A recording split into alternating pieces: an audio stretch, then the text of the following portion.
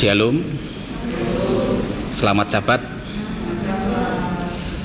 Pertama-tama mari kita naikkan puji syukur kepada Tuhan yang begitu mengasihi kita, sehingga pada Sabat ini kita masih diberi kesempatan untuk bisa datang di hadapan Tuhan untuk memuji, membesarkan nama Tuhan.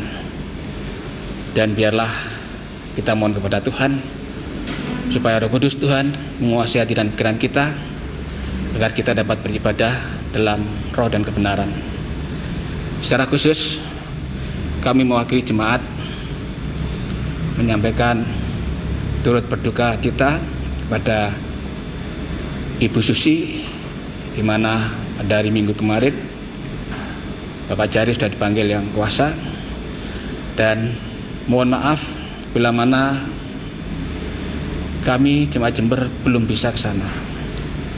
Bukan karena sengaja, tidak ya, tapi memang sama-sama kebetulan betul-betul saat itu kita tidak bisa.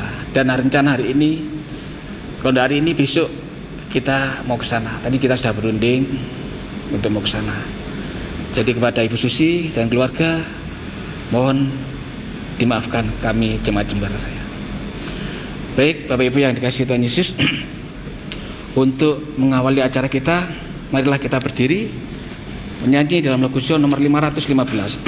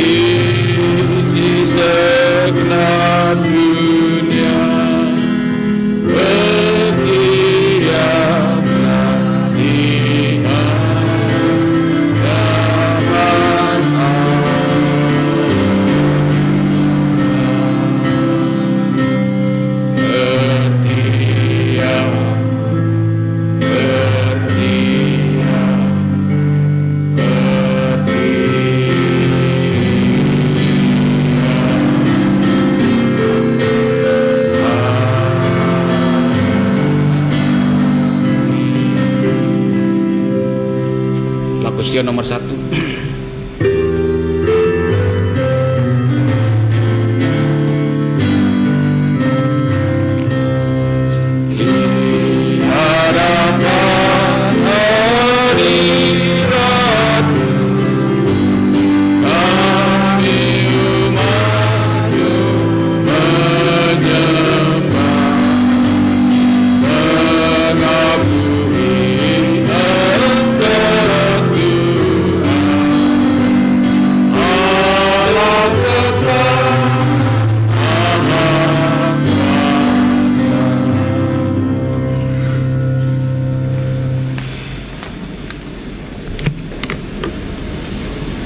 Tuhan Bapa kami di surga, segala puji, hormat, serta syukur kami haturkan kehadirat Tuhan, Khalik pencipta kami, pencipta semesta raya, yang disembah di surga dan di bumi dalam nama Tuhan Yesus Kristus.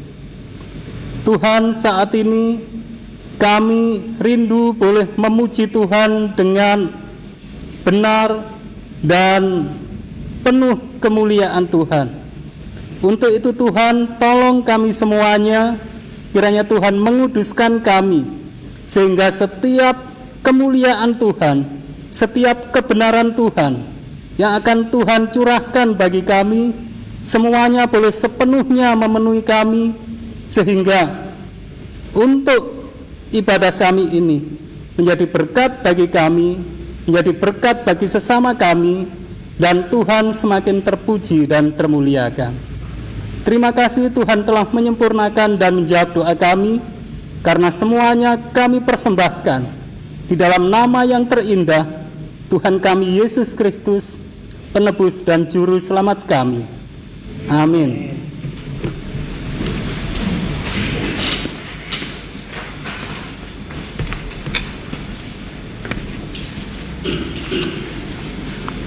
Saudara-saudaraku yang dikasihi Tuhan, marilah kita mulai acara kebaktian pada Sabat hari ini. Kita sama-sama berdiri membuka lagu Sion kita nomor 471.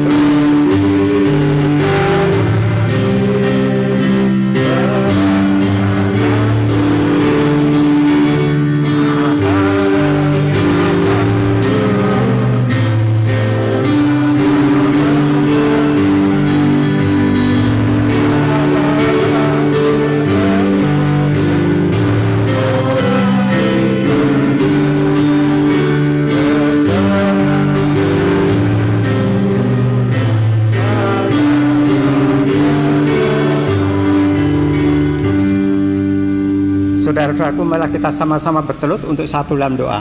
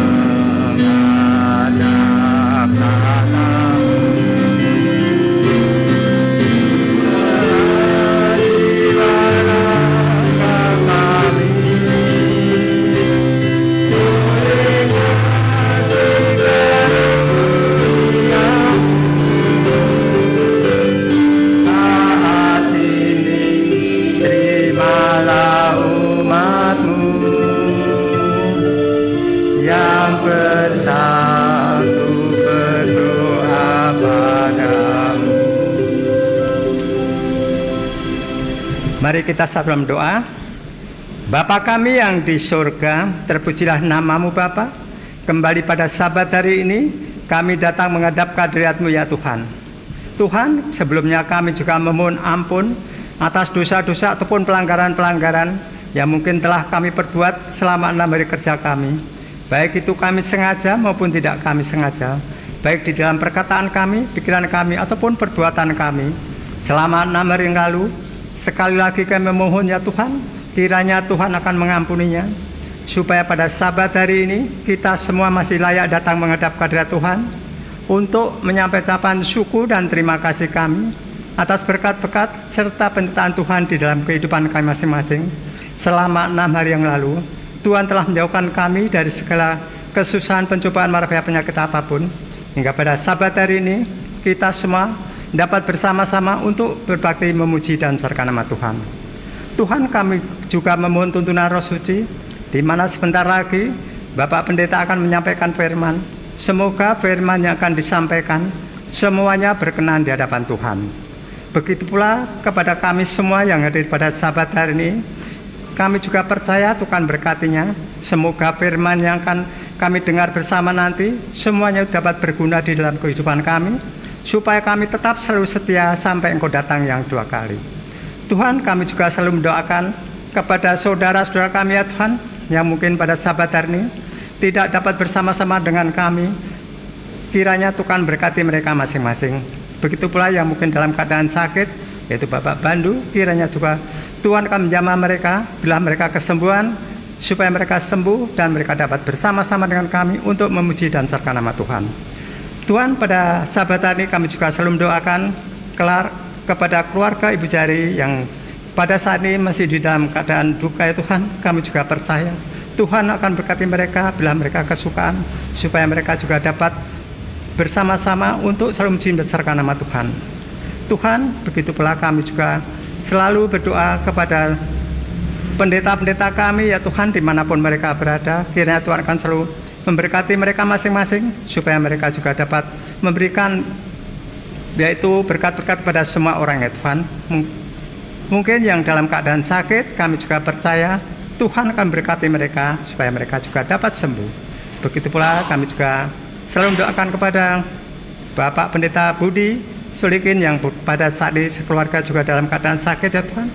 Kami juga memohon Tuhan akan turut campur tangan, berilah mereka kekuatan dan kesehatan, sembuhkan mereka supaya mereka dapat sembuh dan mereka juga dapat melayani Tuhan dimanapun mereka berada. Tuhan, kami juga selalu berdoa kepada negara dan bangsa kami ya Tuhan, yang pada saat ini juga sedang dilanda yaitu wabah virus. Kami juga memohon Tuhan akan turut campur tangan melalui dokter-dokter, medis-medis ataupun perawat-perawat. Kiranya Tuhan akan berkati mereka, berilah mereka kekuatan kesehatan supaya mereka dapat menanggulangi wabah ini dengan cepat, dan kami semua dapat bebas dari virus ini, dan kami juga dapat berbakti untuk memuji dan membesarkan nama Tuhan tanpa halangan sesuatu. Tuhan, kiranya Tuhan akan mendengar doa dan permintaan kami. Semua yang kami serahkan hanya di dalam tangan-Mu. Tuhan Yesus Kristus yang menjadi juru selamat dan penebus kami juga telah mengajarkan doa Bapa kami. Bapa kami yang di surga, dikuduskanlah nama-Mu, datanglah kerajaan, jadilah kehendak-Mu di bumi seperti di surga. Berikanlah kami pada hari ini makan kami syukur, dan ampunilah kami akan salah, seperti kami juga dan janganlah kami juga, tapi lepaskanlah kami dari kejahatan, karena Kau yang kerajaan dan kuasa dan kemuliaan sampai selama-lamanya. Amin.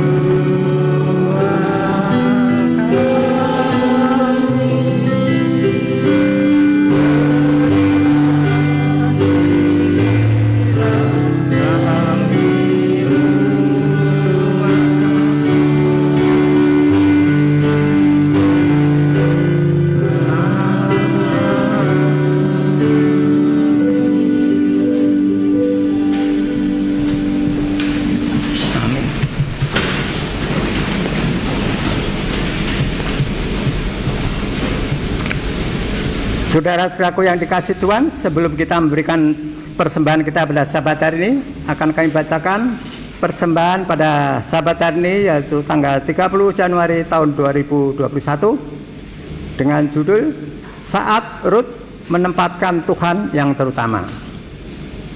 Dikatakan, Bapa Surgawi, kami menyembah-Mu pagi ini dengan persepuluhan dan persembahan kami. Kami berdoa untuk keberanian agar menempatkan Engkau yang terutama di dalam hidup kami, dalam nama Yesus. Saudara-saudaraku, menempatkan Tuhan sebagai yang pertama bisa jadi sulit. Apa yang bisa kita pelajari dari Rut yang akan membantu kita untuk menempatkan Tuhan yang terutama di dalam kehidupan kita sehari-hari? Rut bukanlah seorang Israel saat dia lahir. Dia dibesarkan sebagai orang Moab dan mungkin menyembah Kemos, dewa ikan orang Moab. Kemos juga dikenal sebagai perusak. Bisa dibaca di dalam 2 Raja-Raja 3 ayat 27. Dan kita telah melihat Raja Moab yang mempersembahkan putranya sendiri dan ahli warisnya sebagai korban darah kepada Kemos. Jadi berbeda dengan Rut. Ibu mertua Rut, Naomi, berbicara tentang Yahweh yaitu Allah orang Israel yang pengasih, yang menyelamatkan umatnya dari perbudakan dan memanggil mereka untuk saling mengasihi dan menghormati. Rut pasti sudah lama menyembah Yahweh sebelum tragedi itu terjadi. Maka di dalam peristiwa yang menyedihkan ini, Naomi kehilangan suami dan 2 putranya di dalam 1 dekade. Menantu perempuannya, Rut dan Orpa, sangat terpukul. Hidup mereka sudah sulit ketika suami mereka masih hidup, tetapi sekarang situasinya sangat menyedihkan. Naomi telah memutuskan untuk kembali ke Israel dan mengirim mereka berdua pulang. Orpa akhirnya setuju untuk pulang. Jadi di sisi lain, Rut telah menolak begitu saja. Bahkan pada saat tergelap di dalam kehidupannya, dia tidak menyalahkan Tuhan atas keadaannya. Dan sebaliknya, ia mengutamakan Allah di dalam kehidupan dan bersikeras untuk pergi bersama-sama Naomi dan untuk terus menyembah Yahweh. Jadi berikut ini adalah kata-kata Rut seperti yang tercatat di dalam Rut 1 ayat 16. Janganlah desak aku untuk meninggalkan engkau dan pulang dengan tidak mengikuti engkau. Sebab kemana engkau pergi, ke situ jugalah aku pergi, dan di mana engkau bermalam, di situ jugalah aku bermalam. Bangsamulah bangsaku, dan Allahmulah Allahku. Jadi hidup mungkin sulit bagi sekarang, menempatkan Tuhan yang terutama tidak menjamin bahwa hidup kita akan mudah. Tetapi hal itu berarti kita akan menemukan yaitu kedamaian dan keselamatan. Rut juga telah menemukan suami yang penuh kasih dan menjadi umat Allah. Hasilnya adalah Rut mendapatkan kehormatan untuk menjadi nenek moyang langsung dari Yesus sendiri, penyelamat dunia. Rut telah menempatkan Tuhan yang terutama. Teladannya telah mendorong kita untuk melakukan hal yang sama. Saat diakon mengumpulkan persepuluhan dan persembahan, mari kita ditantang untuk menempatkan Tuhan yang terutama di dalam kehidupan kita.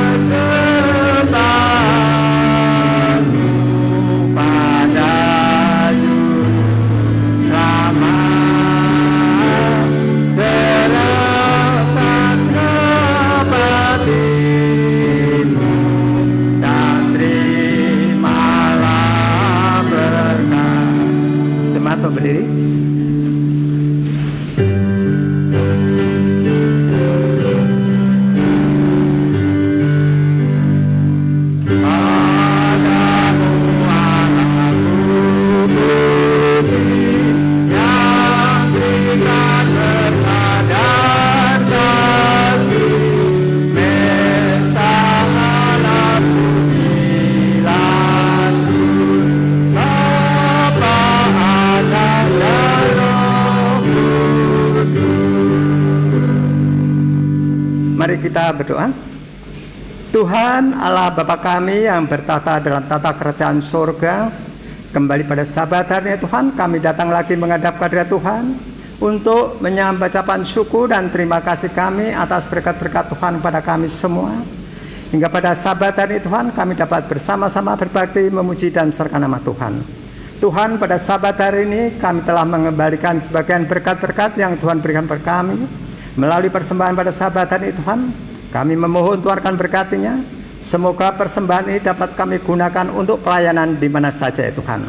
Tuhan memberkati saudara kami yang pada saat ini belum sempat memberikannya Tuhan, berkat yang sama seperti Tuhan berkati kami di sini. Terima kasih Bapa, dengarlah seruan dan doa kami ini, mengampuni segala dosa dan pelanggaran kami ya Bapa, dan sempurnakanlah doa kami yang kurang sempurna ini, karena semuanya kami serahkan hanya di dalam tangan-Mu, Tuhan Yesus Kristus yang menjadi juru selamat dan penebus kami. Amin.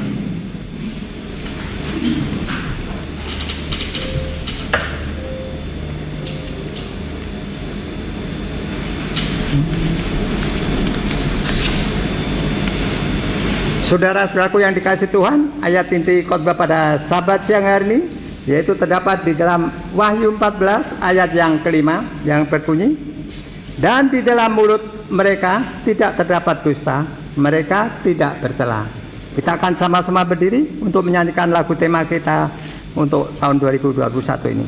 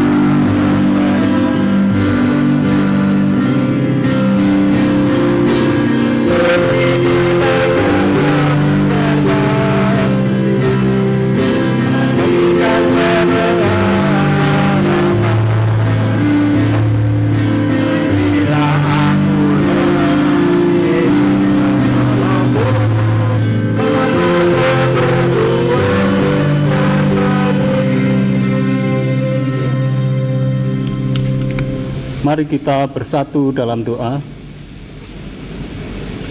Tuhan Allah Bapa kami yang bersemayam di atas tahta kasih kerajaan surga, kembali Tuhan, kami menghaturkan segala puji, hormat, serta syukur kami atas segala kebaikan Tuhan, terlebih kasih karunia Tuhan yang begitu besar bagi kami. Teristimewa Tuhan saat ini pada hari Sabat Tuhan yang kudus, kami boleh berada di rumah Tuhan yang sudah Tuhan kuduskan. Kami sangat rindu Tuhan agar kami juga menjadi umat-umat-Mu yang kudus, yang setia dan bertahan hingga kesudahannya, meskipun kami harus menghadapi berbagai tantangan kami, sehingga saat Kristus datang yang kedua kali nanti, kami semuanya boleh menyambut Tuhan dengan sukacita, dan kami semuanya boleh menerima karunia hidup kekal. Tolong kami Tuhan agar firman-Mu yang kami pelajari ini benar-benar menjadikan kami hidup sesuai dengan kehendak Tuhan, sehingga Tuhan semakin terpuji dan termuliakan dan menjadi berkat pula bagi sesama kami. Terima kasih. Kami yakin Tuhan telah menyempurnakan dan menjawab doa kami ini, karena semuanya kami persembahkan di dalam nama yang terindah Tuhan kami Yesus Kristus, penebus dan juru selamat kami. Amin.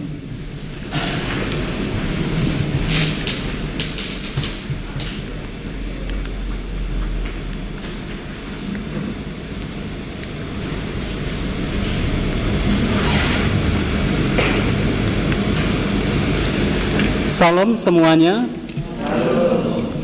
Kembali kita haturkan segala puji, hormat, serta syukur kehadirat Tuhan, dikarenakan kasih karunia-Nya yang selalu berlimpah bagi kami. Teristimewa, kita merasakan janji Tuhan bahwa Dia menyertai kita sampai kepada akhir zaman. Terlepas dari apapun yang terjadi dalam kehidupan kita, tetapi kita yakin Tuhan kita setia. Tuhan kita tahu setiap tetesan air mata bahkan mungkin kesedihan yang tidak terucapkan. Bahkan Tuhan kita juga sangat tahu apa-apa yang kita butuhkan yang terkadang kita sendiri tidak mengetahuinya. Untuk itulah maka saat ini kita patut mengaturkan puji syukur itu, dan biarlah kita selalu yakin bahwa Tuhan kita itu tetap bersama dengan kita, dan Dia selalu melakukan dan memberikan yang terbaik bagi kita. Karena Tuhan ingin agar kita semuanya saat Kristus datang yang kedua kali nanti, kita boleh bersuka cita di dalam Tuhan. Dan Tuhan juga menghendaki agar kehidupan kita di dunia ini sebagai anak-anak Tuhan selalu boleh menjadi terang, selalu boleh menjadi berkat bagi sesama kita. Apapun yang terjadi, apabila kita serahkan kehidupan kita ke dalam tangannya, dalam pemeliharaannya, maka janjinya itu akan memenuhi kehidupan kita. Tergantung dari bagaimana kita merespon, meyakini janji yang Tuhan sudah berikan. Amin. Bapak Ibu yang terkasih dalam Tuhan, saat ini kami juga kembali turut mengaturkan rasa bela sungkawa kami yang teramat dalam, baik secara pribadi juga secara keluarga besar kami, demikian juga secara jemaat. Untuk keluarga besar Bapak Jari, apabila kita mengingat, khususnya kami mengingat bagaimana ketulusan Bapak Jari dalam melayani Tuhan. Saya kenal beliau kurang lebih 10 tahun yang lalu, dan yang kami rasakan hingga di akhir kehidupan beliau tidak berubah. Beliau tetap kami kenal sebagai seorang yang tulus melayani Tuhan, sebagai seorang yang tidak mengenal lelah apapun yang terjadi, terus melayani Tuhan. Kami masih mengingat itu, dan adalah menjadi doa kami agar baik keluarga besar juga kita semuanya boleh meneladani, melanjutkan hal-hal yang baik yang sudah dilakukan oleh beliau. Saya lebih suka menyebut Bapak Jari beliau daripada almarhum, karena beliau selalu hidup dalam kehidupan kami untuk melanjutkan apa yang beliau sudah lakukan, sehingga saat nanti Kristus datang yang kedua kali, saat hari kebangkitan itu, kita semuanya boleh dipertemukan dan kita bersama-sama untuk menerima karunia hidup kekal dan hidup selama-lamanya di dunia baru yang Tuhan sudah sediakan. Amin Bapak Ibu. Saudara-saudariku yang terkasih dalam Tuhan, saat ini kita akan mempelajari firman Tuhan, dan kembali kami juga mengucapkan terima kasih kepada para tamu yang datang saat ini. Kiranya pertemuan kita ini bukan pertama dan terakhir, tetapi bisa berkelanjutan, dan terlebih nanti saat di dunia baru kita bisa bersama-sama di dalam sukacita Tuhan. Saudara-saudariku yang terkasih dalam Tuhan, apabila tadi kita sudah membaca ayat inti kita, maka mari kita semuanya langsung membuka Wahyu pasal yang ke-14 ayat yang ke-4. Wahyu pasal 14 ayat yang ke-4. Demikian firman Tuhan. Ini mengenai anak domba dan pengikutnya yang ditebusnya. Anak domba dan pengikutnya yang ditebusnya. Demikian firman Tuhan. Mereka adalah orang-orang yang tidak mencemarkan dirinya dengan perempuan-perempuan, karena mereka murni sama seperti perawan. Mereka adalah orang-orang yang mengikuti anak domba itu kemana saja ia pergi. Mereka ditebus dari antara manusia sebagai korban-korban sulung bagi Allah dan bagi anak domba itu. Saudara-saudariku, inilah yang sering kita mendengar istilah 144.000. Dan perlu kami sampaikan, sementara ada orang-orang yang memahami bahwa 144.000 ini mengenai siapa mereka itu, sehingga dihitung sampai jumlah 144.000. Tetapi konsep Alkitab menyatakan tidak demikian. 144.000 ini adalah bukan mengenai siapa atau mengenai who is, tetapi 144.000 ini adalah mengenai apa atau what is. Apakah 144.000 itu? Dan apabila kita berbicara mengenai apa, maka kita bicara mengenai karakteristik dari 144.000 itu sendiri. Dan dengan kata lain, 144.000 ini bukan menjadi milik eksklusif dari satu golongan yang eksklusif, tetapi 144.000 ini adalah bisa orang-orang siapa yang mungkin kita tidak kenal, tetapi memiliki karakter sebagaimana yang dimaksudkan dengan karakter 144.000 itu. Bisa jadi itu anggota jemaat, tetapi bisa jadi juga dia belum pernah menjadi anggota jemaat. Bisa juga kita yang sebagai anggota jemaat tidak termasuk ke dalam golongan 144.000. Kembali, yang menjadi ukuran 144.000 ini adalah apa? Kehidupan kita ini seperti apa? Itulah yang menjadikan orang-orang masuk menjadi golongan 144.000. Khotbah kita kali ini berjudul Penakluk Para Raksasa. Tadi di depan kami agak guyon dengan Pak Yakub.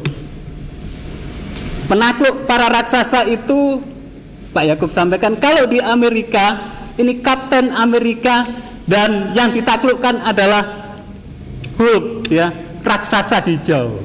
Kami tertawa, ya, di depan. Bila mungkin itu di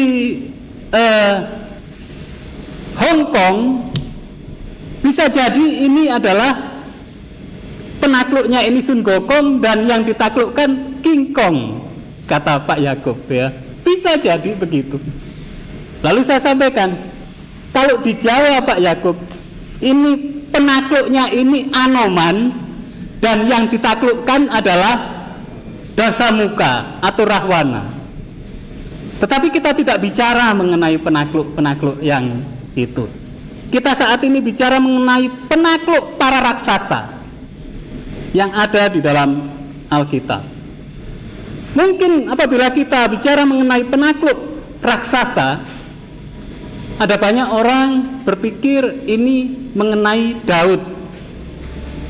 Benar, Daud pernah menaklukkan raksasa yang bernama Goliat. Tetapi satu raksasa. Yang akan kita bicarakan di sini bukan satu raksasa, tetapi dia menaklukkan negeri raksasa. Itu sebabnya para raksasa. Raksasanya tidak hanya satu, lebih dari satu. Bahkan negara yang dia taklukkan ini dikenal dengan negara para raksasa. Dan saudara-saudariku, apa yang akan kita bahas ini sesungguhnya adalah menjadi karakteristik dari apa yang disebut 144.000 ini. Mari kita membuka Alkitab kita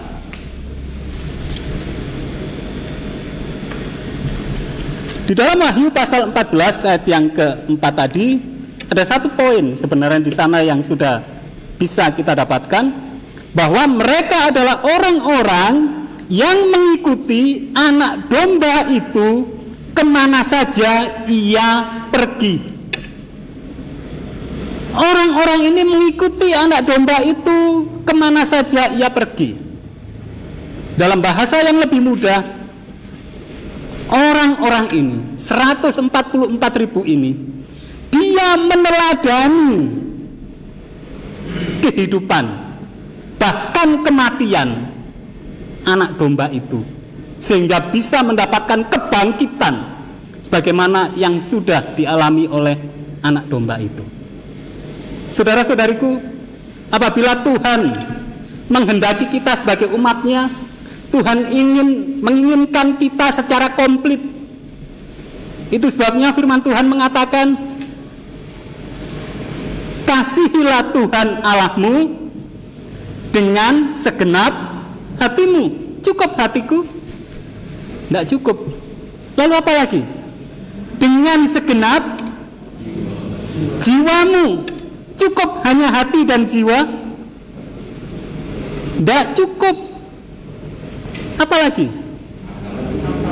Dengan segenap akal budimu. Tuhan menghendaki kita sebagai umat Tuhan yang komplit. Bukan saja pengetahuan kita yang memang benar-benar menunjukkan kita sebagai umat Tuhan. Bukan.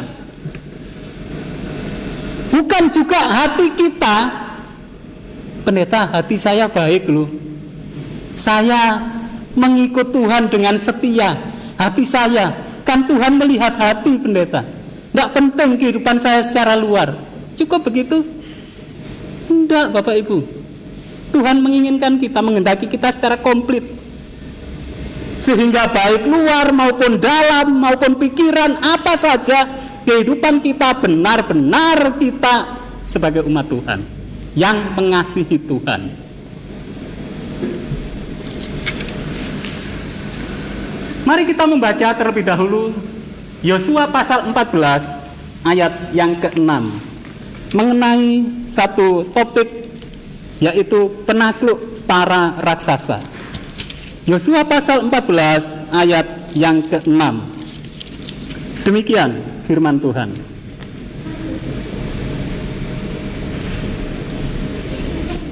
Yosua pasal 14 ayat yang ke-6. Bani Yehuda datang menghadap Yosua di Gilgal. Pada waktu itu berkatalah Kaleb bin Yefune. Kita lihat di sini, Kaleb bin Yefune, orang Kenas itu. Kita garis bawahi. Kaleb bin Yefune ini tertulis di situ sebagai orang apa? Orang Ibrani, orang Israel. Sebagai orang apa dia? Orang Kenas. Kita garis bawahi di situ. Kepada Yehuda, Yosua, engkau tahu, ini kata Kaleb, firman yang diucapkan Tuhan kepada Musa abdi Allah itu tentang aku dan tentang engkau di Kades Barnea. Saudara-saudariku, ini menjadi hal yang penting mengenai Kaleb sebagai orang Kenas. Mari kita melihat Kejadian pasal 15. Di sana mulai dari ayat yang ke-18 hingga ayat yang ke-21 itu menerangkan mengenai apa sebenarnya Kenas ini. Kita langsung saja untuk menyingkat waktu, saya akan baca secara cepat. Kejadian pasal 15 ini janji Tuhan kepada Abraham. Demikian dikatakan. Pada hari itulah Tuhan mengadakan perjanjian dengan Abram, waktu itu namanya masih Abram, serta berfirman, kepada keturunanmu lah kuberikan negeri ini, mulai dari sungai Mesir sampai ke sungai yang besar itu, sungai Efrat, yakni tanah orang Keni, orang Kenas. Ya, ini janji Tuhan pada Abraham. Dia, kalau begitu orang Kenas ini bukan keturunan Abraham, karena Abraham akan diberikan tanah di situ. Orang Kadmon, orang Het, orang Feris, orang Refaim, orang Amori, orang Kanaan, orang Girgasi, dan orang Yebus itu. Kita lihat sekarang. Dengan demikian kita mengetahui bahwa Kaleb bin Yefune ini bukan keturunan Abraham, dia bukan orang Ibrani atau orang Israel, dia orang di luar garis bangsa Ibrani atau bangsa Israel. Dia orang Kenas, dan negerinya ini yang akan diberikan pada Abraham. Saudara-saudariku, sekarang kita lanjutkan.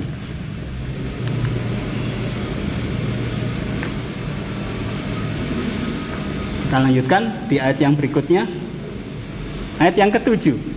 Aku berumur 40 tahun ketika aku disuruh Musa, hamba Tuhan itu, dari Kades Barnea untuk mengintai negeri ini, dan aku pulang membawa kabar kepadanya yang sejujur-jujurnya. Kemudian ayat yang ke-8, sedang saudara-saudaraku yang bersama-sama pergi ke sana dengan aku membuat tawar hati bangsa itu, aku tetap mengikuti Tuhan Allahku dengan sepenuh hati.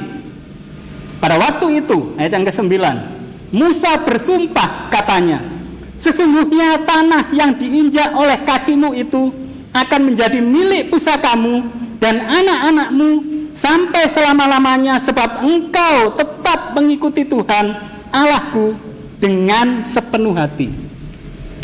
Kenapa Kaleb bisa memiliki negeri yang dijanjikan oleh Tuhan itu? Karena dia mengikuti Tuhan dengan apa Bapak Ibu? Sepenuh hati.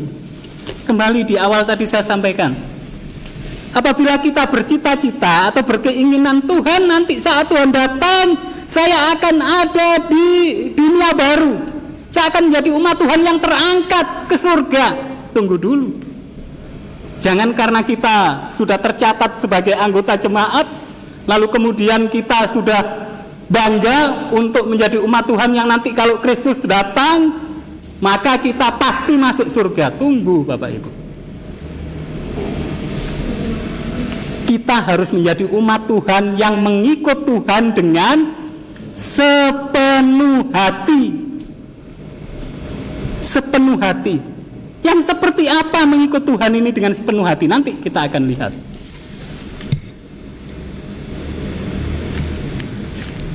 Ayat yang berikutnya, ayat yang ke-10. Jadi sekarang sesungguhnya Tuhan telah memelihara hidupku seperti yang dijanjikannya.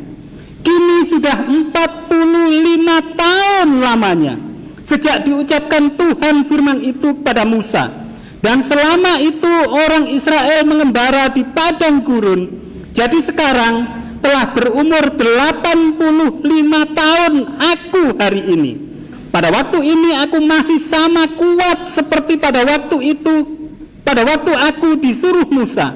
Seperti kekuatanku pada waktu itu, demikianlah kekuatanku sekarang untuk berperang dan untuk keluar masuk. Saudara-saudariku, dinyatakan di ayat ini tadi, Kaleb harus menunggu selama berapa tahun? 45 tahun untuk menerima penggenapan dari janji itu. Ini karakteristik yang pertama. Seorang yang mengikut Tuhan dengan sepenuh hati, dia akan mempercayai janji Tuhan itu apapun yang terjadi dan berapa lama pun. Beberapa saat yang lalu saya menuliskan di media sosial saya, dan itu saya kutip dari salah satu kutipan. Saat kita memilih mengikut Tuhan Yesus,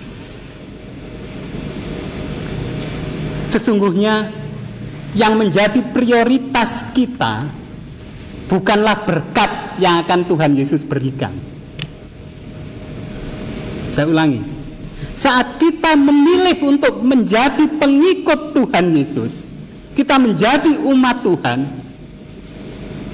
yang menjadi prioritas utama kita bukan berkat. Lalu apa Bapak Ibu? Kira-kira apa? Ada yang volunteer untuk menyampaikan pendapat, nggak ada yang salah. Apa kalau begitu yang prioritas, yang terutama saat kita memilih menjadi umat Tuhan, menjadi pengikut Kristus? Seandainya kemudian kalau kita ditanya, ini seandainya ya, dan ini jangan kemudian kita bayangkan lebih luas lagi. Seandainya tidak ada surga, apakah kita masih mau menjadi pengikut Kristus? Ini kalau lebih tajam lagi, saudara-saudariku, sesungguhnya pada saat kita memilih untuk menjadi umat Tuhan, menjadi pengikut Kristus, yang menjadi prioritas kita utama adalah Kristus itu sendiri. Amin. Bukan berkat atau bukan yang lain. Apabila kita memang yang menjadi prioritas kita ini Kristus sendiri, apakah ada berkat untuk saya atau apapun yang terjadi dalam kehidupan saya, yang terpenting saya masih bersama dengan Tuhan Yesus, itu cukup bagi saya. Amin. Apakah kita berani berkomitmen seperti itu? Inilah yang mengikut Tuhan dengan sepenuh hati. Inilah yang namanya mengasihi Tuhan dengan segenap hati, dengan segenap pikiran, dengan segenap akal budi, dengan segenap kehidupan kita. Sayang, ada banyak umat Tuhan yang kemudian mundur, murtad dari Tuhan karena merasakan tidak diberkati, atau kemudian merasakan beban hidup terlalu berat. Setiap hari Rabu malam kita bicara mengenai perumpamaan Tuhan Yesus. Di sana ada penabur, ada benih yang jatuh di tanah yang subur, ada benih juga yang jatuh di pinggir jalan, ada benih juga yang jatuh di semak belukar. Dan benih yang dikehendaki Tuhan adalah benih yang tumbuh dan menghasilkan buah. Bukan kemudian seorang yang mengikut Tuhan, saya pernah menjadi anggota gereja Masih Advent, saya menjadi majelis, bahkan mungkin saya menjadi pendeta, tetapi kemudian karena beban hidup, karena tantangan kehidupan, atau karena apapun kemudian kita murtad dari Tuhan. Bukan demikian yang dikehendaki Tuhan. Mari kita lanjutkan. Di sini Kaleb mengikut Tuhan dengan sepenuh hati. Berikutnya, oleh sebab itu berikanlah kepadaku pegunungan yang dijanjikan Tuhan pada waktu itu, sebab engkau sendiri mendengar pada waktu itu bahwa di sana ada orang enak dengan kota-kota yang besar dan berkubu. Mungkin Tuhan menyertai aku sehingga aku menghalau mereka seperti yang difirmankan Tuhan. Lalu Yosua memberkati Kaleb bin Yefune dan diberikannya lah Hebron kepadanya menjadi milik pusakanya. Saudara-saudariku yang terkasih dalam Tuhan,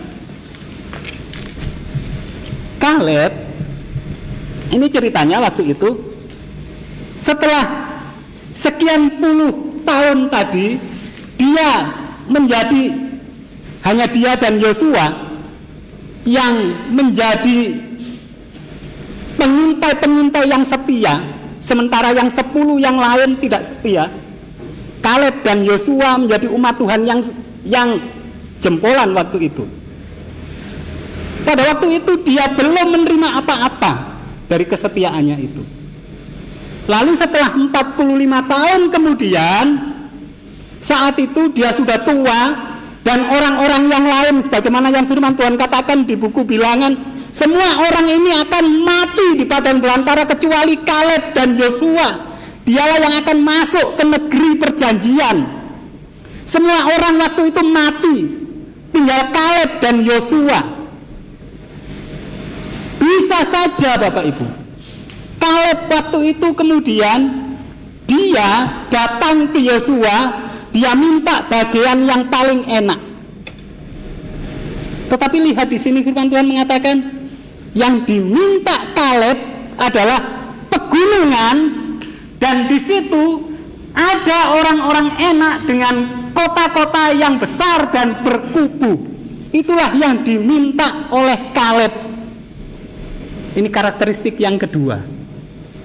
Umat Tuhan yang mengikut Tuhan dengan sepenuh hati bukan memilih bagaimana enaknya, tetapi bagaimana yang benar, itu yang dilakukan. Berikutnya, itulah sebabnya Hebron menjadi milik pusaka Kaleb bin Yefune orang Kenas itu sampai sekarang ini, karena ia tetap mengikuti Tuhan Allah Israel dengan sepenuh hati. Dan di sini saya kutip dari Bible Commentary, penduduk asli negeri yang diminta oleh Kaleb itu adalah The Gigantic Anakim. Ini bahasa Indonesianya orang-orang raksasa dari Bani Enak. Itu negeri yang diminta. Berikutnya, mari kita lihat mengenai Hebron, negeri yang diminta oleh Kaleb ini. Pertama kali muncul ini di Kejadian pasal 13 ayat 18. Saat itu Tuhan menampakkan diri kepada Abram. Kita lanjutkan.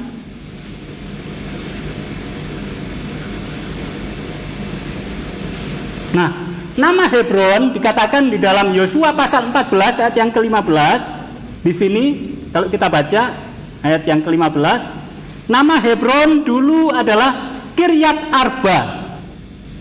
Arba ialah orang yang paling besar di antara orang Enak. Sudah ada yang ketemu ayatnya di Yosua pasal 14 ayat yang ke-15.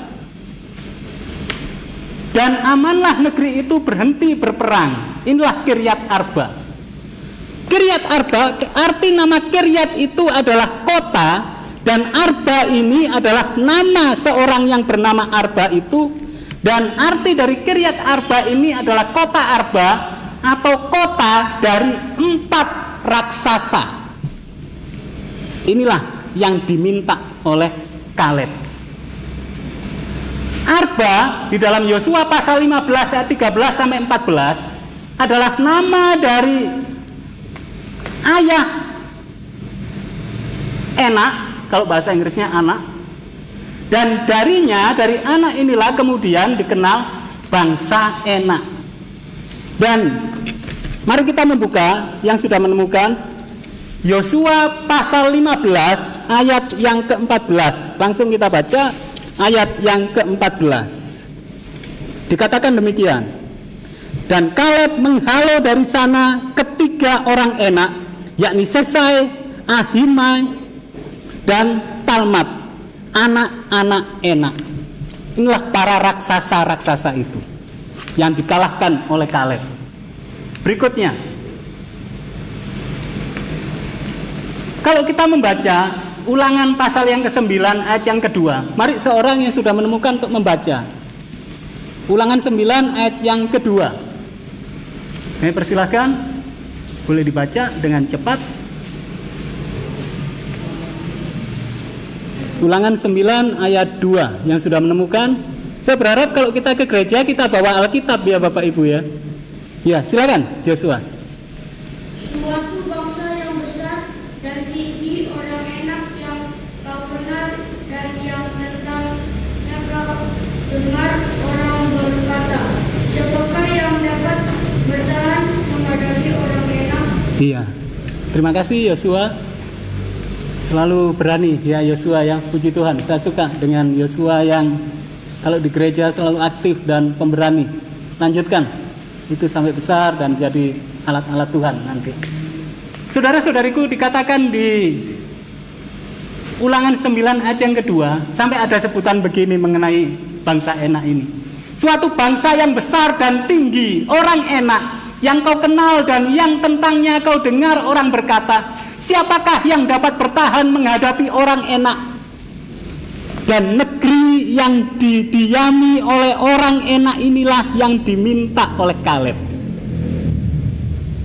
Kita bisa bayangkan, inilah karakter dari orang yang mengikut Tuhan dengan sepenuh hati. Inilah karakter dari 144.000 itu. Nah, Enak ini adalah leluhur dari bangsa Anakim. Itu sebabnya kemudian disebut orang-orang Enak, keturunan Enak. Nah, setelah dikalahkan oleh bangsa Israel tadi yang sudah kita baca, maka orang-orang Enak ini hampir semuanya punah. Dan hanya tinggal sisa sedikit, mereka kemudian berada di Filistia. Itu sebabnya kemudian kalau kita tahu nama Goliat, ini adalah keturunan orang Enak, khususnya tinggal di daerah Gad, Gaza. Dan kalau kita membaca, Goliat adalah raksasa dari Gad. Kalau kita baca di sana, Goliat orang Gad. Inilah keturunan orang Enak. Jadi yang sebesar-besar Goliat itulah yang dilawan oleh Kaleb. Saudara-saudariku, itu sebabnya tidak heran waktu bangsa Israel mendengar bahwa negeri yang akan kita diami itu, di sana kita akan mendapatkan tantangan yang besar karena raksasa-raksasa tinggal di sana. Dan memang ini orang-orang yang besar-besar yang tinggal di daerah Hebron ini. Tetapi justru itu yang diminta oleh Kaleb. Berikutnya, saudara-saudariku, sebagaimana tadi saya katakan, sekarang kita melihat di dalam tulisan Alfa dan Omega jilid 2 halaman 120 atau kutipan-kutipan roh nubuat. Sebenarnya Kaleb dan Yosua ini akrab. Hanya dua orang inilah yang mengetahui betul sejarah bangsa itu. Dan dua orang ini yang setia. Tapi Kaleb ikut antri pada waktu itu. Bisa kita bayangkan? Kaleb seorang yang sudah tua, dia punya jasa besar, tapi dia ikut antri untuk mendapat bagian tanah perjanjian. Terkadang hal yang demikian, hal untuk antri saja, untuk mengalah saja, kita gagal. Kalau kita hal mengalah saja, untuk antri saja tidak mau, mentang-mentang kita sudah punya jasa besar, atau kita paling senior, atau kita paling ini, paling itu. Dengan kata lain, kita sudah tidak memiliki karakter sebagai orang-orang yang mengikut Tuhan dengan sepenuh hati. Kaleb, dia ikut antri. Dan pada waktu dia menghadap Yosua,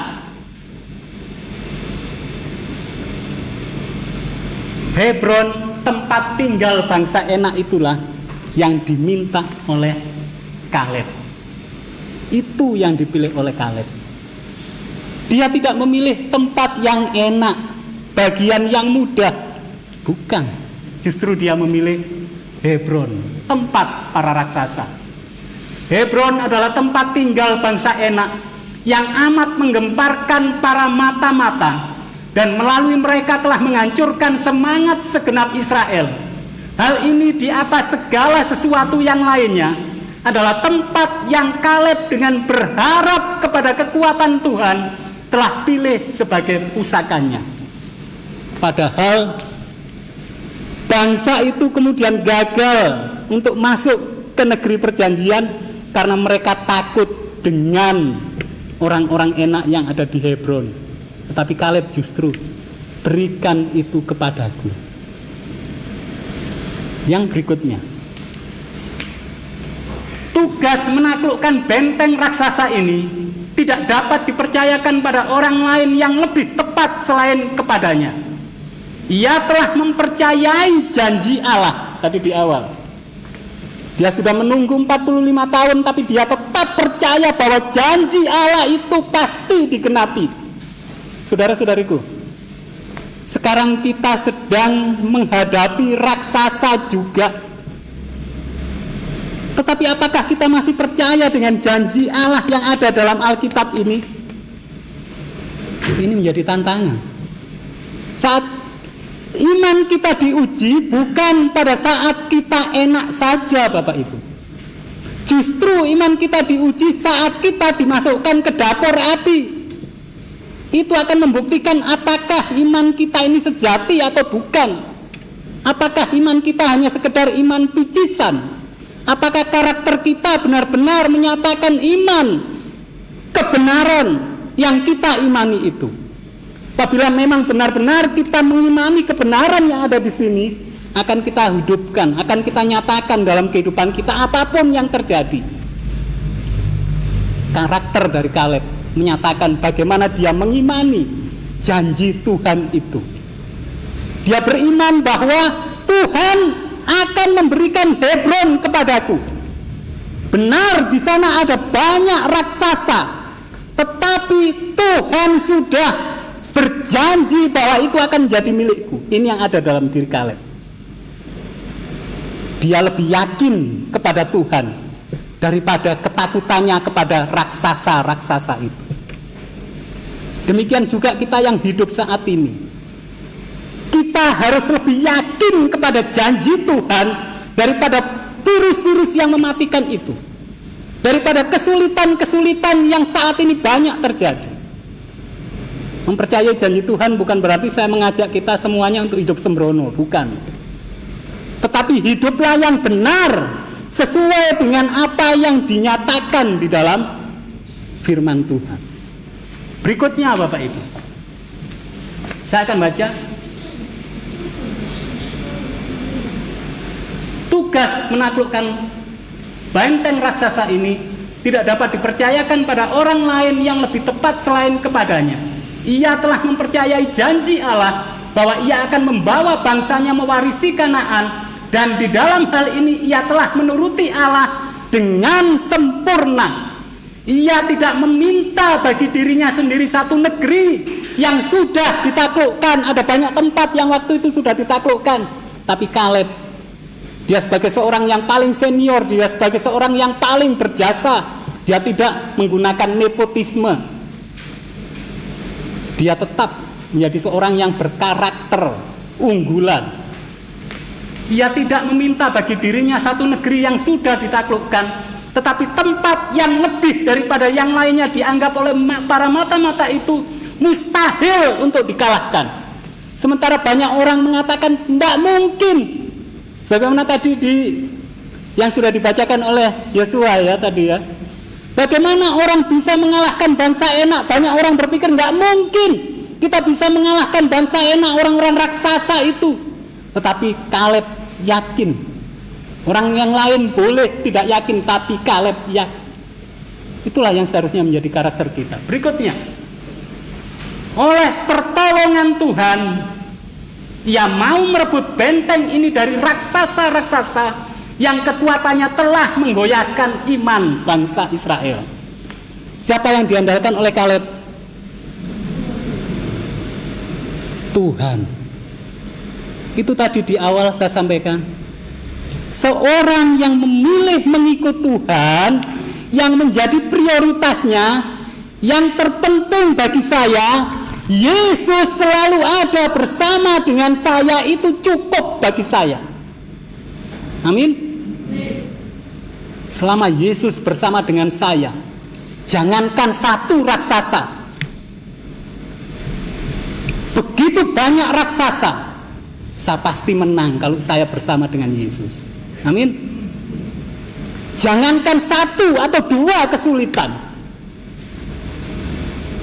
silahkan banyak kesulitan datang. Bagaimana doa dari David Livingstone? Tuhan, utus kemana saja aku pergi, asal Engkau beserta dengan aku. Taruh beban yang paling berat kepadaku, asalkan Engkau menggendongku. Ambil semua yang ada daripadaku, asalkan Yesus masih tetap bersamaku. Amin, Bapak Ibu. Ini yang seharusnya menjadi karakter kita umat Tuhan. Berikutnya, bukanlah keinginan untuk kehormatan atau kesombongan yang telah mendorong permohonan Kaleb. Serdadu tua yang berani ini ingin memberikan kepada orang banyak satu teladan. Teladan itu bukan cukup diucapkan, tapi dilakukan, dihidupkan, bisa dicontoh. Itulah teladan. Bukan kemudian saya atau kita hanya sekedar yang benar itu ini, yang itu salah, yang benar demikian, tapi kemudian kita dilihat orang kehidupan kita, ya dia memang katanya yang benar itu, tapi dia sendiri nggak lakukan. Kaleb menunjukkan kehidupan yang benar-benar menyatakan imannya. Kita boleh mengetahui banyak kebenaran dan itu baik, itu tidak salah. Tetapi jangan hanya kita mengetahui banyak kebenaran. Kita boleh mengklaim kita umat yang memiliki kebenaran yang sepenuhnya, itu puji Tuhan. Tetapi satu hal yang penting, apa Bapak Ibu? Hal yang sangat penting? Lakukan kebenaran yang kita miliki itu, amin. Ini yang dinyatakan oleh Kaleb. Berikutnya, yang akan menghormati Allah. Apabila kita menghidupkan kebenaran, siapa yang dihormati? Allah, Bapak Ibu. Itu sebabnya firman Tuhan yang lain menyatakan, biarlah kita melakukan perbuatan baik supaya orang memuliakan siapa? Bapamu yang di surga, amin. Kalau kehidupan kita jelek, yang mendapat jelek siapa juga? Tuhan. Tuhan akan melihat orang itu katanya agamanya benar, tapi kok kehidupannya seperti itu. Ini Bapak Ibu, Kaleb menyatakan dia memiliki keyakinan yang benar, dia memiliki kebenaran itu, dan dia hidupkan untuk menghormati Allah dan memberikan semangat kepada suku-suku bangsa itu untuk menaklukkan seluruh negeri yang oleh leluhur mereka dinyatakan tidak dapat ditaklukkan. Setelah mendapat satu pusaka untuk dirinya sendiri dan keluarganya, semangatnya tidak berkurang. Ia tidak terus tinggal diam untuk menikmati warisannya itu. Setelah Kaleb mendapatkan negeri itu, apakah kemudian dia sekarang tugasku selesai, saatnya aku leha-leha duduk-duduk? Apakah begitu? Roh Nubuat menyatakan dia tidak terus tinggal diam untuk menikmati warisannya itu, tetapi terus bergerak maju untuk merebut tempat-tempat yang lain untuk keuntungan dirinya. Benar begitu? Tidak, untuk keuntungan bangsa itu dan kemuliaan Tuhan. Karakter orang yang 144.000 mengikuti anak domba kemana dia pergi. Yesus, Bapak Ibu, Yesus, dia tidak usah turun ke dunia ini untuk menjadi manusia, untuk menjadi seorang tukang kayu, tidak usah mati di kayu salib. Dia tetap raja di atas segala raja, dan seluruh semesta raya akan hormat dan menyembah dia. Tetapi apakah Yesus kemudian biarin aja, pun yang salah manusia, ya biar kapok salahnya sendiri? Apakah begitu? Tidak. Yesus turun dari kemuliaannya untuk keuntungan siapa? Keuntungan kita semua. Inilah karakter dari 144.000 itu. Inilah yang dinyatakan dalam kehidupan Kaleb. Dan inilah yang harus kita miliki apabila kita bercita-cita nanti saya akan tiba di sana, di negeri perjanjian, di Kanaan surgawi. Karakter, Bapak Ibu. Berikutnya, tapi terus bergerak maju untuk merebut tempat-tempat yang lain untuk keuntungan bangsa itu dan kemuliaan Tuhan. Kutipan yang terakhir demikian. orang-orang yang penakut dan pemberontak telah binasa di padang belantara. Orang-orang yang takut dan memberontak binasa. Tetapi mata-mata yang benar itu memakan buah anggur dari eskol. Kepada masing-masing telah diberikan menurut kadar imannya. Itu sebabnya Tuhan Yesus mengatakan, jadilah kepadamu menurut apamu? Imanmu. Jadilah kepada kita itu sesuai dengan iman kita. Amin. Ini Bapak Ibu. Berikutnya, orang yang tidak percaya telah menyaksikan kegentaran mereka menjadi kenyataan. Apa yang mereka takutkan benar-benar terjadi. Itu sebabnya firman Tuhan yang lain mengatakan, para penakut akan ada di surga atau enggak? Enggak masuk surga orang-orang penakut. Enggak ada di surga orang-orang penakut. Karena orang yang takut di dalamnya kasihnya tidak sempurna. Orang-orang yang takut menyaksikan kegentaran mereka menjadi kenyataan. Sekalipun adanya janji Allah, mereka telah menyatakan bahwa adalah mustahil untuk mewarisi Kanaan. Jangan sampai itu juga seperti kita. Benar ada Alkitab, tetapi ini mustahil Alkitab ini terjadi. Itu hanya di zaman dulu. Sementara apakah benar begitu? Firman Tuhan ini kekal Bapak Ibu. Amin. Kalau dulu terjadi, sekarang juga pasti terjadi dan selamanya. Firman Tuhan ini kekal, tidak berubah. Amin. Dan ini yang pasti terjadi. Ini Bapak Ibu. Berikutnya, dan mereka pun tidak mewarisinya karena mereka nggak yakin. Tetapi mereka yang berharap kepada Tuhan, yang tidak melihat kepada kesulitan-kesulitan yang akan dihadapi, lebih daripada kekuatan penolong mereka yang maha kuasa, telah memasuki negeri yang baik itu melalui iman. Maka orang-orang yang pantas pada zaman dulu itu, karena iman telah menaklukkan kerajaan-kerajaan, luput dari mata pedang, telah beroleh kekuatan dalam kelemahan, telah menjadi kuat dalam peperangan, dan telah memukul mundur pasukan-pasukan tentara asing. Dan inilah kemenangan yang mengalahkan dunia. Apa itu? Iman kita. Amin. Inilah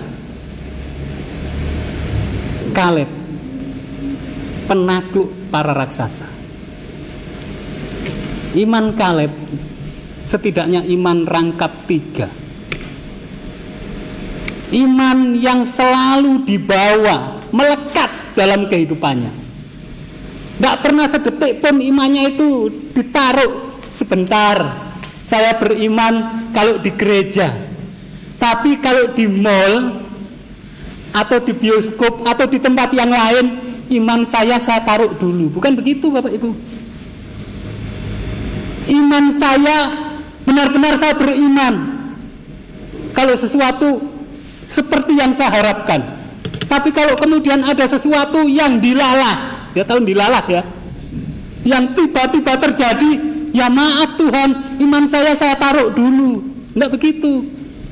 Iman itu melekat, entah di rumah, entah di tempat tidur, entah di tempat kerja, entah di jalan. Jangan sampai kemudian di jalan saat kita diselewati orang sedikit, iman kita taruh. Tuhan, sebentar, I'm sorry Tuhan, saya marah sebentar. Tidak begitu Bapak Ibu. Iman yang selalu melekat.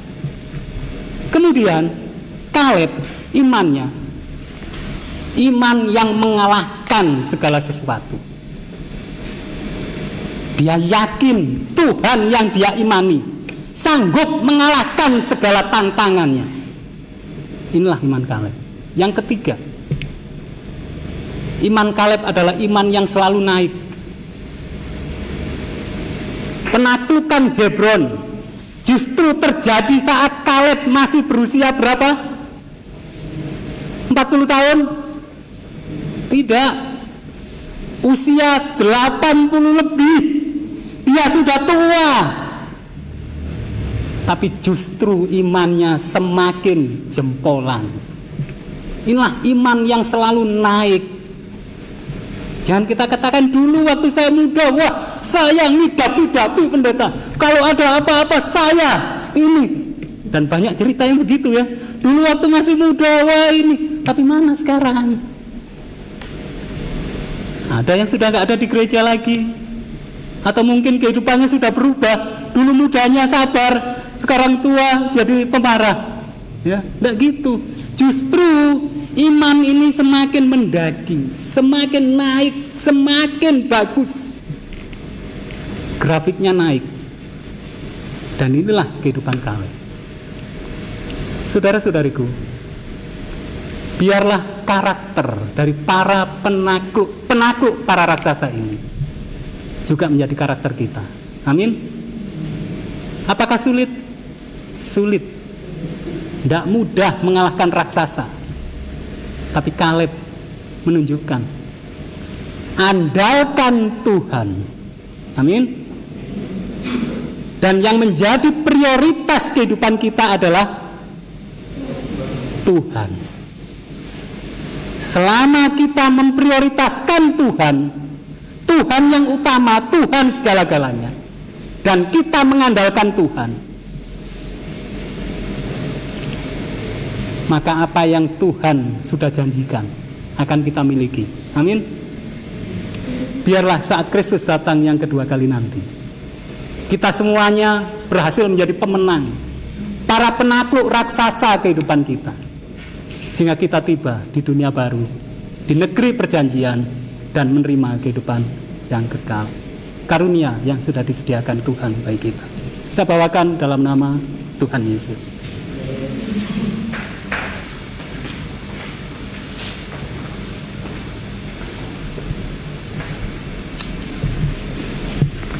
Saudara-saudariku yang dikasihi Tuhan, demikianlah kita telah bersama-sama mendengarkan firman Tuhan. Semoga apa yang telah kami dengar bersama tadi, semuanya itu akan dapat menguatkan iman percaya kami di dalam sisa hidup kami ini. Untuk mengakhiri acara kebaktian pada Sabat hari ini, marilah kita sama-sama berdiri membuka lagu Sion kita nomor 440 sambil memberikan persembahan khusus untuk pembangunan.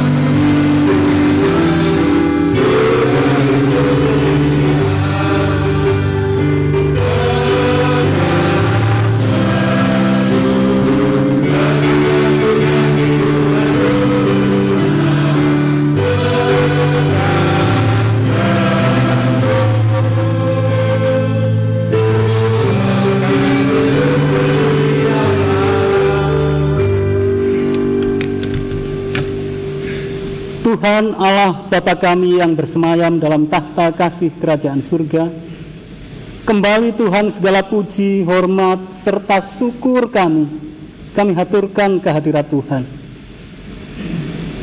Oleh karena Tuhan masih berkenan menasihati kami, bahkan menegur kami, selagi kami masih memiliki kesempatan untuk berbenah diri. Tuhan, tolong kami, agar kami benar-benar melakukan yang terbaik. Kami boleh memperbaiki kehidupan kami sesuai dengan kehendak Tuhan. Dan tentu kami tidak sanggup melakukan itu, tapi kami yakin Roh Kudus menyanggupkan kami. Untuk itu Tuhan, kiranya Tuhan menolong kami untuk memberikan kerendahan hati, sehingga kami senantiasa rela untuk dituntun oleh Roh Kudus. Kami senantiasa rela Tuhan perbaiki. Dan kami rindu Tuhan, agar dalam kehidupan kami, selagi kami masih sempat untuk berbuat baik, kami juga boleh menjadi berkat bagi sesama kami. Dan kami rindu Tuhan, agar kehidupan kami senantiasa berkenan di hadirat Tuhan, dan menjadikan Tuhan semakin terpuji dan termuliakan. Tuhan, sebentar kami akan berpisah dari tempat ini, kami akan pulang. Kami memohon Tuhan berkenan menjaga dan memelihara kami semuanya. Tuhan curahkan berkat keselamatan, kesehatan, bahkan rezeki yang semakin limpah, sehingga kami juga boleh menjadi berkat bagi sesama kami. Juga Tuhan, kami berdoa bagi para sahabat kami yang saat ini sedang tidak bersama dengan kami. Tuhan menolong mereka agar satu saat kami boleh bertemu untuk bersukacita di dalam Tuhan, dalam kebaktian-kebaktian kami. Kami juga berdoa apabila ada yang sakit. Kami teringat Ibu Lucy, Bapak Bandu, juga yang lain yang belum sempat kami sebutkan. Kiranya Tuhan berkenan segera menyembuhkan, segera mencurahkan berkat kesehatan, sehingga semuanya segera sehat, kembali beraktivitas dengan yang terbaik. Kami juga berdoa saat ini untuk Ibu Indrawan yang berulang tahun. Tuhan, kami memohon Tuhan semakin memberkati, semakin menjaga dan memelihara, sehingga Ibu Indrawan semakin hidup dalam sukacita Tuhan. Damai sejahtera Tuhan semakin memenuhi dalam segenap langkah beliau, serta berkat rezeki semakin Tuhan curahkan, sehingga Ibu Indrawan, bahkan keluarga besar bersama dengan Ibu Shirley, Bapak Vicky, Saudara David, Saudara Jonathan, Adik Iel, semuanya berkelimpahan berkat dari Tuhan, sehingga semakin sempurna sukacita kami di dalam Tuhan. Kami juga berdoa bagi Ibu Jari sekeluarga besar. Tuhan, kami memohon Tuhan semakin menyatakan penyertaan Tuhan, sehingga apabila memiliki rencana, memiliki cita-cita, kami memohon Tuhan melancarkan, Tuhan mencurahkan berkat kesuksesan, baik bagi Ibu Jari, juga untuk putra putri, cucu dan menantu, baik Ibu Joan sekeluarga, juga Mas Yeriko, Mas Dion, demikian juga yang lain yang belum sempat kami sebutkan, sehingga melalui semuanya itu Tuhan semakin terpuji dan termuliakan. Dan kami rindu saat Kristus datang yang kedua kali nanti, kami semuanya boleh bertemu Tuhan dengan sukacita dan menerima karunia hidup kekal. Terima kasih Tuhan, kami yakin Tuhan menyempurnakan doa kami yang jauh dari sempurna ini, dan Tuhan menjawabnya lebih baik, bahkan yang terbaik daripada apa yang dapat kami aturkan dengan segala keterbatasan kami. Karena semuanya kami persembahkan di dalam nama Tuhan kami Yesus Kristus, penebus dan juru selamat kami. Amin.